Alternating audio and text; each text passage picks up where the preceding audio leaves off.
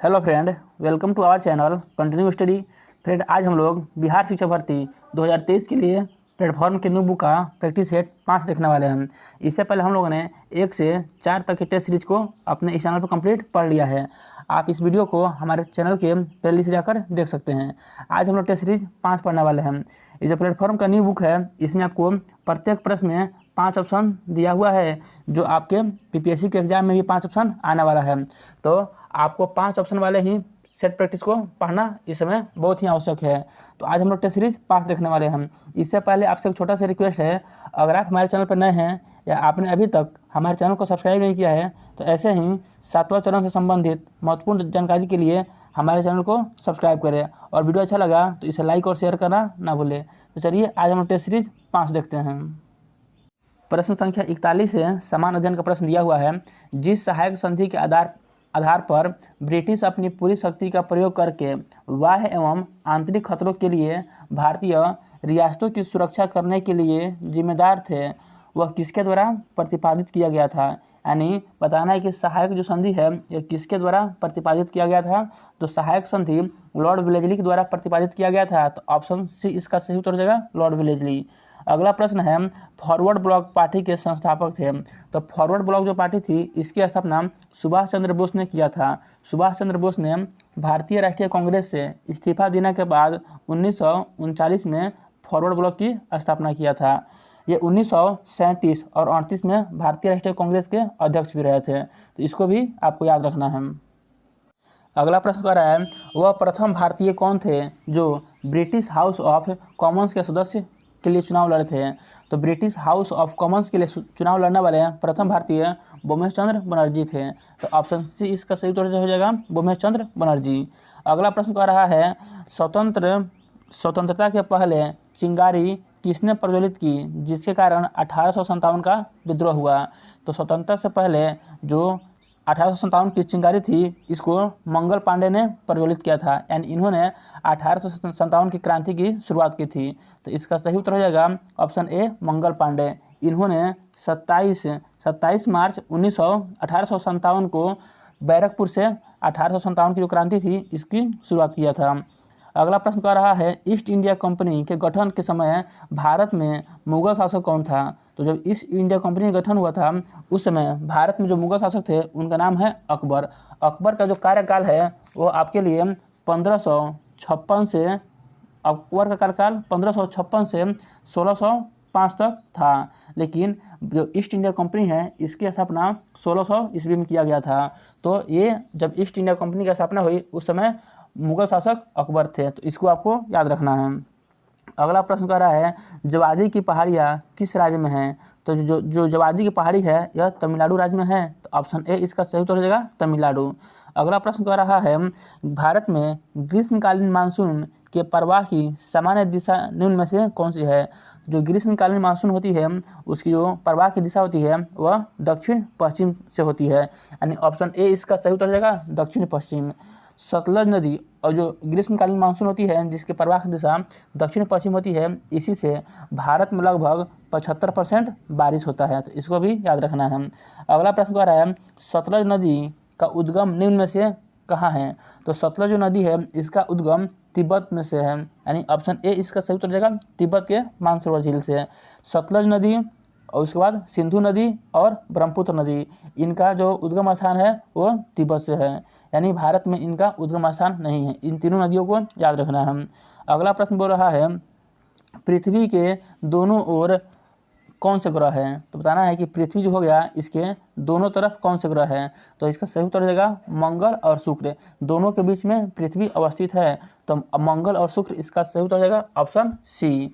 अगला प्रश्न कह रहा है, माउंट आबू का गुरु शिखर पहाड़ी किस पर्वत श्रृंखला की सबसे ऊंची चोटी है। तो जो माउंट आबू का गुरु शिखर पर्वत है, यह अरावली पर्वत का सबसे ऊंचा चोटी है। यानी ऑप्शन ए इसका सही उत्तर हो जाएगा, अरावली पर्वत। जो अरावली पर्वत है, यह अवशिष्ट पर्वत का उदाहरण है। इसको भी याद रखना है।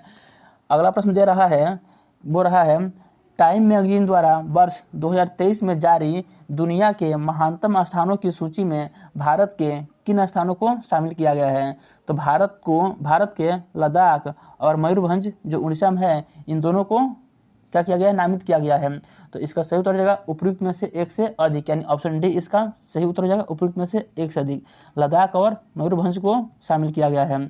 अगला प्रश्न कह रहा है, सिप्री के अनुसार जारी रिपोर्ट के अनुसार 2022 में दुनिया का शीर्ष हथियार आयातक देश कौन सा है। तो हथियार आयातक पूछ रहा है, तो इसका सही उत्तर हो जाएगा ऑप्शन ए भारत। दुनिया का सबसे अधिक हथियार आयातक देश भारत हो जाएगा। लेकिन आपसे पूछेगा अगर कि दुनिया का सबसे अधिक सैन्य खर्च करने वाला देश, तो अमेरिका हो जाएगा। लेकिन यहाँ से आपसे पूछा है हथियार आयातक देश, तो ये भारत ऑप्शन ए इसका सही उत्तर हो जाएगा। लेकिन अमेरिका को भी याद रखना है, जब पूछेगा दुनिया का सबसे ज़्यादा सैन्य खर्च करने वाला देश, तो अमेरिका आंसर हो जाएगा। अगला प्रश्न है, प्रेस सूचना ब्यूरो पीआईबी के नए प्रधान निदेशक कौन बने हैं। तो पीआईबी के नए प्रधान निदेशक राजेश मल्होत्रा बने हैं, यानी ऑप्शन बी इसका सही उत्तर हो जाएगा। सरस्वती सम्मान 2022 से किसे सम्मानित किया गया है। तो सरस्वती सम्मान 2022 से शिव शंकरी को सम्मानित किया गया है। तो ऑप्शन बी इसका सही उत्तर हो जाएगा, शिव शंकरी। इनका एक पुस्तक है सूर्यवंशम, इसी के लिए इनको सरस्वती सम्मान 2022 दिया गया है। भारत के महान्यायवादी कौन बने हैं। तो हाल ही में भारत के नए महान्यायवादी आर वेंकट रमणी बने हैं, यानी ऑप्शन सी इसका सही उत्तर हो जाएगा।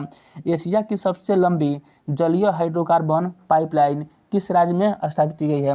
तो एशिया की सबसे बड़ी जलीय हाइड्रोकार्बन जो पाइपलाइन है वह असम में स्थापित किया गया है, यानी ऑप्शन ए इसका सही उत्तर हो जाएगा।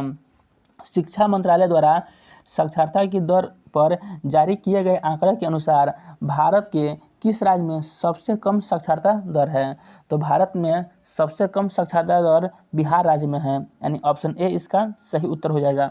बिहार राज्य में 61.8% साक्षरता दर है, तो इसको भी याद रखना है, खासकर बीपीएससी यानी बिहार स्पेशल एग्जाम के लिए। अगला प्रश्न कह रहा है, world Elder abuse awareness day एक वार्षिक आयोजन है जो बुजुर्ग व्यक्तियों द्वारा सहन किए गए दुर्व्यवहार, भेदभाव और उपेक्षा के बारे में जागरूकता बढ़ाने के लिए डैश डैश को मनाया जाता है। तो यह 15 जून को मनाया जाता है, यानी ऑप्शन सी इसका सही उत्तर हो जाएगा। अगला प्रश्न कर रहा है, भारतीय राष्ट्रीय कांग्रेस के अधिवेशन में भारतीय राष्ट्रगान पहली बार किस वर्ष गाया गया। तो जो भारतीय राष्ट्रीय का 1911 का अधिवेशन था, यहीं पे पहली बार भारतीय राष्ट्रगान जनगण मन गाया गया था, जो रविंद्रनाथ टैगोर द्वारा लिखा हुआ है। यह अधिवेशन कोलकाता में हुआ था और इसके जो अध्यक्ष थे वो बी.एन. धर थे। कौन थे? बी.एन. धर थे। अगला प्रश्न कर रहा है, पुरातात्विक स्थल सुरकोटदा किस राज्य में स्थित है। तो सुरकोटदा जो है यह गुजरात में अवस्थित है। तो ऑप्शन में गुजरात नहीं दिया है, तो इसका सही उत्तर हो जाएगा उपयुक्त में से कोई नहीं, यानी ऑप्शन ई इसका सही उत्तर हो जाएगा। भारत में सीधा प्रथा की शुरुआत किसने की। तो जो सीधा प्रथा है इसकी शुरुआत बलबन ने किया था, यानी ऑप्शन सी इसका सही उत्तर हो जाएगा। स्वतंत्र भारत के पहले गवर्नर जनरल कौन थे। तो स्वतंत्र भारत के पहले गवर्नर जनरल लॉर्ड माउंटबेटन थे, यानी ऑप्शन बी इसका सही उत्तर हो जाएगा। यहीं आपसे पूछेगा स्वतंत्र भारत के पहले भारतीय, अगर शब्द जोड़ देगा, पहले भारतीय गवर्नर जनरल कौन थे, तो इसका सही उत्तर हो जाएगा सी राजगोपालाचारी। या आपसे ये भी प्रश्न पूछ सकता है कि स्वतंत्र भारत के अंतिम गवर्नर जनरल कौन थे, तो भी सी राजगोपालाचारी। तो इन तीनों प्रश्न में क्या अंतर है याद रखना है आपको। यहाँ पे ऑप्शन बी सही उत्तर हो जाएगा, लॉर्ड माउंटबेटन स्वतंत्र भारत के पहले गवर्नर जनरल थे। चौरा चौरी कांड किस वर्ष हुआ था। तो चौरा चौरी कांड जो है वह 4 फरवरी 1922 को हुआ था, यानी ऑप्शन ए इसका सही उत्तर हो जाएगा। इसी के कारण महात्मा गांधी ने असहयोग आंदोलन को स्थगित कर दिया था। सुप्रसिद्ध काव्य मेघदूतम किसकी कृति है। ये तो सभी को पता ही होगा, मेघदूतम यह कालिदास की प्रसिद्ध कृति है। अगला प्रश्न कह रहा है, मुंडक उपनिषद किससे संबंधित है। तो जो मुंडक उपनिषद है यह अथर्ववेद से संबंधित है, यानी ऑप्शन बी इसका सही उत्तर हो जाएगा। अगला प्रश्न कर रहा है, सर विलियम जोन्स ने एशियाटिक सोसाइटी ऑफ बंगाल की स्थापना किस वर्ष की थी। तो एशियाटिक सोसाइटी ऑफ बंगाल की स्थापना 1764 में सर विलियम जोन्स ने किया था। तो ऑप्शन सी इसका सही उत्तर हो जाएगा। अगला प्रश्न कर रहा है, क्षेत्रफल की दृष्टि से भारत का सबसे बड़ा राज्य कौन सा है। तो जो क्षेत्रफल की दृष्टि से भारत का सबसे बड़ा राज्य हो जाएगा राजस्थान, यानी ऑप्शन सी इसका सही उत्तर हो जाएगा। वहीं बोला कि जनसंख्या की दृष्टि से, तो जनसंख्या की दृष्टि से भारत का सबसे बड़ा राज्य उत्तर प्रदेश हो जाएगा। यही बोलेगा कि जनसंख्या घनत्व की दृष्टि से तो बिहार हो जाएगा। तो इन तीनों प्रश्न में आपको अंतर क्या क्या है इसको याद रखना है और तीनों प्रश्न को याद रखना है क्योंकि ये प्रश्न बार बार पूछे जाते हैं। अगला प्रश्न है, जम्मू और कश्मीर को जोड़ने वाला सबसे लंबा राष्ट्रीय राजमार्ग कौन सा है? तो जम्मू और कन्याकुमारी को जोड़ने वाला सबसे लंबा जो राजमार्ग है वो है NH-44। तो ऑप्शन ए इसका सही उत्तर हो जाएगा। दो सागरों अथवा जलाशय को जोड़ने वाली एक संकरी जल पट्टी को क्या कहते हैं? तो जो दो बड़े जलाशय हैं उनको जोड़ने वाली एक जो संकरी जल पट्टी है उसको जल डमरू मध्य कहते हैं, यानी ऑप्शन बी इसका सही उत्तर हो जाएगा। भूकंप की तीव्रता मापने का पैमाना को क्या कहते हैं? तो सभी को पता ही होगा, भूकंप की जो तीव्रता होती है उसको मापने का जो पैमाना होता है उसे रिएक्टर पैमाना कहते हैं, यानी ऑप्शन बी इसका सही उत्तर हो जाएगा। पश्चिम बंगाल में कोयला कहाँ पाया जाता है? तो पश्चिम बंगाल में कोयला मुख्य रूप से रानीगंज में पाया जाता है, लेकिन आसनसोल में भी पश्चिम बंगाल में कोयला पाया जाता है। तो इसका सही उत्तर हो जाएगा उपयुक्त में से एक से अधिक। भारत में महिलाओं के लिए आरक्षण की व्यवस्था निम्नलिखित में से किस संस्था में की गई? तो भारत में जो महिलाओं के लिए आरक्षण की व्यवस्था है वह पंचायती राज संस्था में की गई, यानी ऑप्शन सी इसका सही उत्तर हो जाएगा, पंचायती राज संस्था है। धर्मनिरपेक्ष राज्य का संबंध कौन सा गलत है? तो बताना है कि धर्मनिरपेक्ष जो राज्य होते हैं उनके संबंध में कौन सा कथन गलत है। तो पहला कथन बोल रहा है धर्म के आधार पर भेदभाव नहीं किया जा सकता है, ये कथन बिल्कुल सत्य है। बी बोल रहा है राज्य का कोई एक अपना धर्म होता है, यह कथन गलत है। जो धर्मनिरपेक्ष राज्य होते हैं उस राज्य का कोई अपना धर्म नहीं होता है, तो बी हमारा सही उत्तर हो जाएगा क्योंकि यह कथन गलत है। सी बोल रहा है सभी लोगों को अपना अपना धर्म मानने उसके अनुसार आचरण करने का अधिकार है, तो यह भी कथन सत्य है, यानी ऑप्शन बी जो कथन है वह असत्य है, तो यही हमारा उत्तर हो जाएगा। उस संसदीय समिति को जो भारत के नियंत्रक महालेखा परीक्षक की रिपोर्ट की समीक्षा करती है डैश डैश कही जाती है। तो भारत के नियंत्रक एवं महालेखा परीक्षक की जो रिपोर्ट की समीक्षा करती है उस समिति के नाम है लोकलेखा समिति, यानी ऑप्शन सी इसका सही उत्तर हो जाएगा लोकलेखा समिति। निम्नलिखित में से किस स्थिति में बंदी प्रत्यक्षीकरण रीट जारी की जाती है? तो जो बंदी प्रत्यक्षीकरण रीट है यह हम दोषपूर्ण पुलिस नज़रबंदी से जारी किया जाता है, यानी इसके संबंध में जारी किया जाता है, तो ऑप्शन सी इसका सही उत्तर हो जाएगा। भारतीय संविधान में शामिल नीति निर्देशक तत्व की अवधारणा किस देश से ली गई है? तो नीति निर्देशक तत्व जो है इसकी अवधारणा आयरलैंड से लिया गया है, यानी ऑप्शन सी इसका सही उत्तर हो जाएगा आयरलैंड। अगला प्रश्न कह रहा है प्राथमिक क्षेत्र से तात्पर्य है, तो प्राथमिक क्षेत्र से तात्पर्य है कृषि से, यानी ऑप्शन सी इसका सही उत्तर हो जाएगा। भारत में कृषि क्षेत्र में व्याप्त अदृश्य यानी छिपी हुई बेरोजगारी का मुख्य कारण क्या है? तो भारत में जो छिपी हुई बेरोजगारी है इसका मुख्य कारण है कृषि पर जनसंख्या का अधिक बोझ है, यानी ऑप्शन सी इसका सही उत्तर हो जाएगा। कह रहा है बिहार के मानचित्र में चित्रित स्थान 1 किस पक्षी अभ्यारण्य को चिन्हित करता है? यहाँ पे आपको बिहार का मैप दिया है, यहाँ पे आपको चित्रित स्थान दिया है, इसमें एक स्थान अंकित किया है, एक को बताना है कि यह किस अभ्यारण्य को इंगित करता है। तो यह गोगाबिल जो अभ्यारण्य है बांका में कटिहार में इसको इंगित करता है, तो ऑप्शन इसका सही उत्तर हो जाएगा ऑप्शन ए गोगाबिल अभ्यारण्य कटिहार में इसको इंगित करता है। अगला प्रश्न है इनमें से कौन सी समिति कृषि नीतियों एवं कार्यक्रमों से संबंधित थी? तो कृषि नीति एवं कार्यक्रमों से भानु प्रताप समिति संबंधित थी, यानी ऑप्शन ए इसका सही उत्तर हो जाएगा। जो यशपाल समिति थी यह शिक्षा में संशोधन से संबंधित थी। अगला प्रश्न बोल रहा है NSSO किस मंत्रालय के अधीन कार्य करता है? तो यह सांख्यिकी एवं कार्यान्वयन मंत्रालय के संबंध में कार्य करता है, तो ऑप्शन बी इसका सही उत्तर हो जाएगा। बिहार के किस क्षेत्र में आए भूकंप से सबसे ज़्यादा विनाशकारी भूकंप किस वर्ष का था? तो बिहार में 1934 में बहुत ही विनाशकारी भूकंप आया था, तो इसका सही उत्तर हो जाएगा ऑप्शन बी।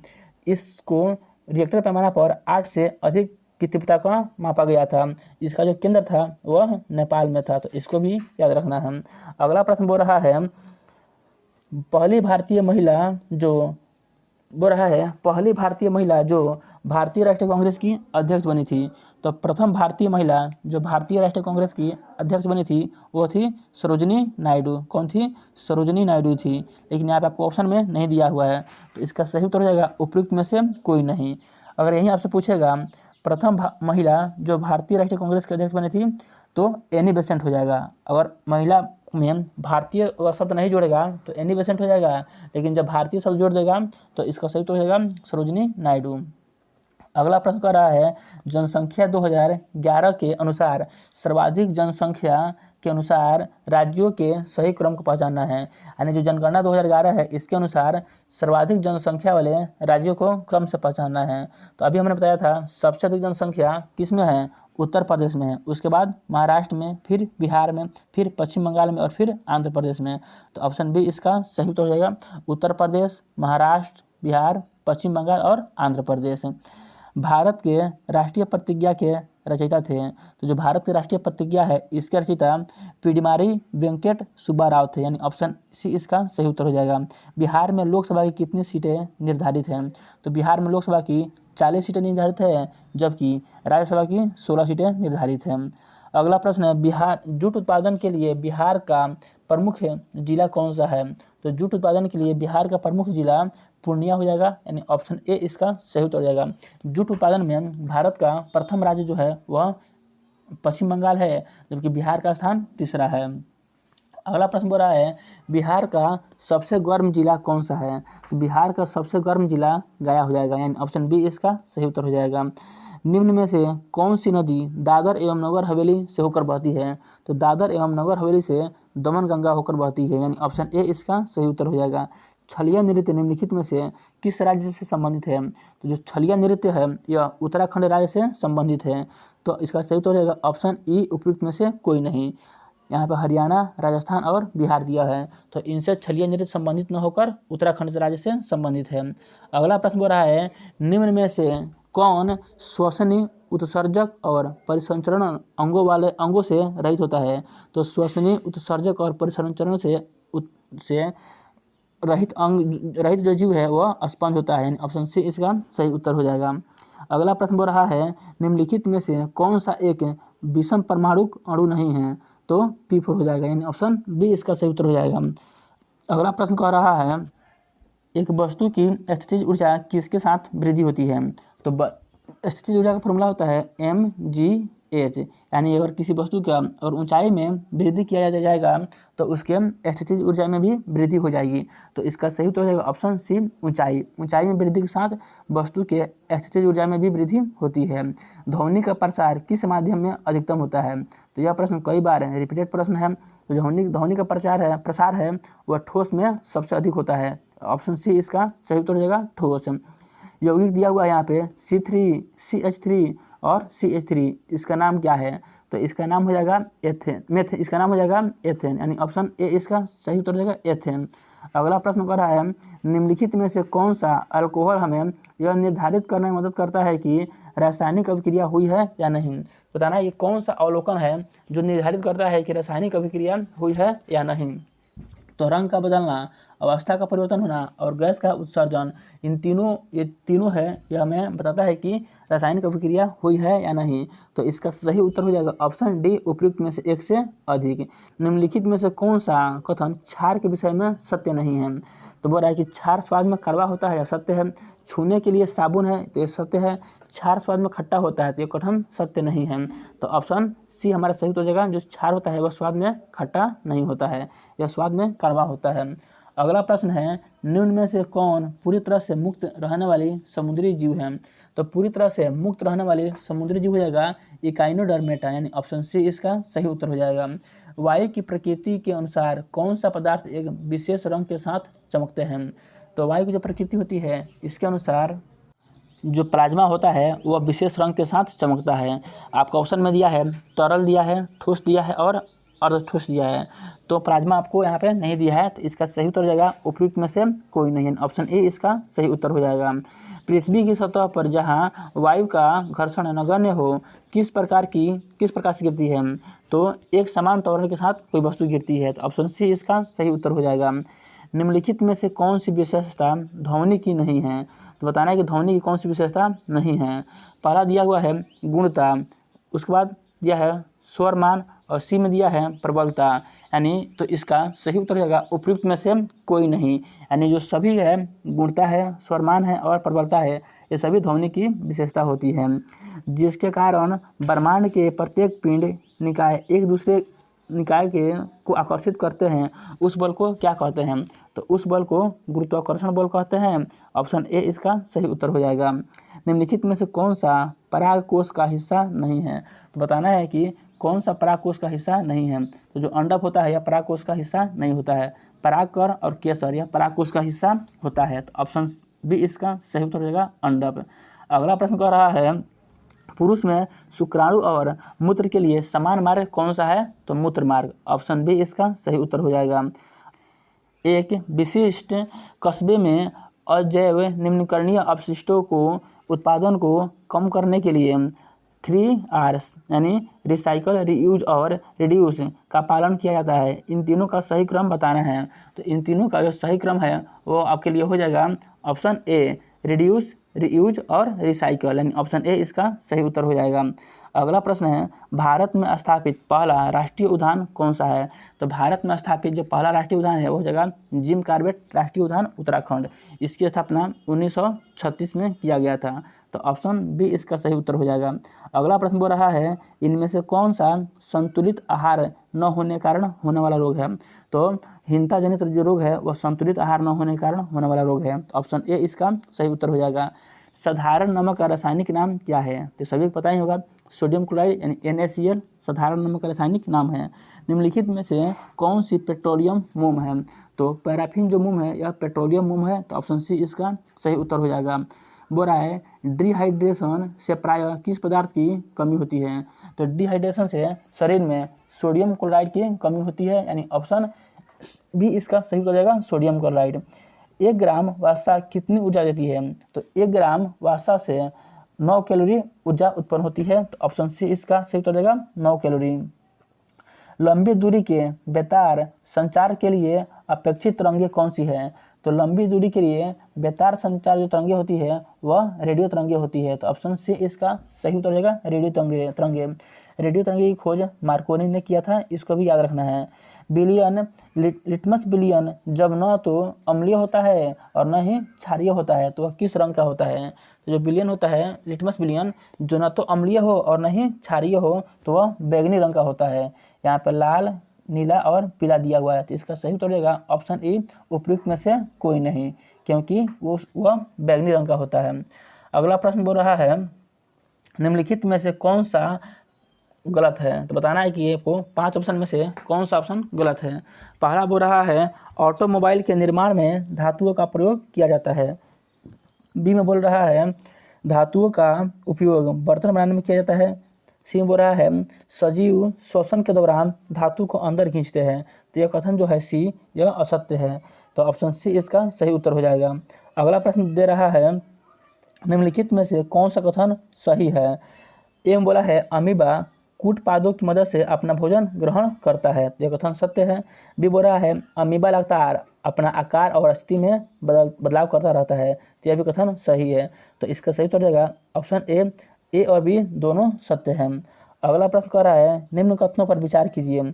आपको 2 कथन दिया हुआ है और इस पर विचार करके आपको सही ऑप्शन चुनना है।